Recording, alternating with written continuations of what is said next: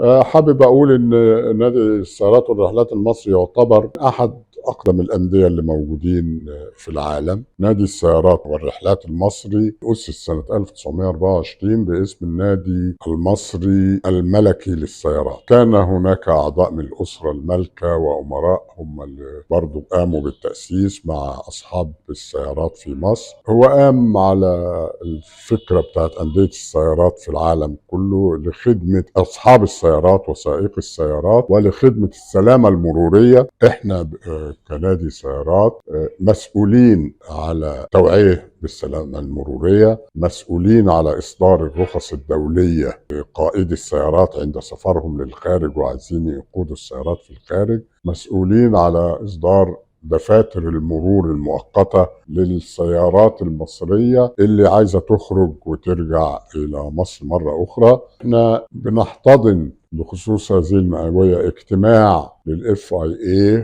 للمنطقة الأولى، حوالي 90 دولة من أوروبا والشرق الأوسط وأفريقيا وآسيا والدول الخليجية اللي حوالينا، حوالي 200 نادي، 200 شخص قادم، وسيصاحبه من الممكن فعاليات رياضية. سنواصل المئوية خلال العام بعدة أحداث أخرى، ومن ضمنها في إبريل القادم هيحصل موكب للسيارات الكلاسيك وهي إحدى أنشطة النادي الهامة. فهيحصل بمناسبة أعياد تحرير سيناء في 25 إبريل باريد من مقر النادي إلى مقر نادي الجزيرة للسيارات الكلاسيك المصرية، وممتدة المئوية حتى نهاية عام 24. بالنسبة للرياضات الموتورية والسلامة المرورية، احنا بنبحث كيفية زيادة التعاون مع وزارة الداخلية والوزارات المعنية، ازاي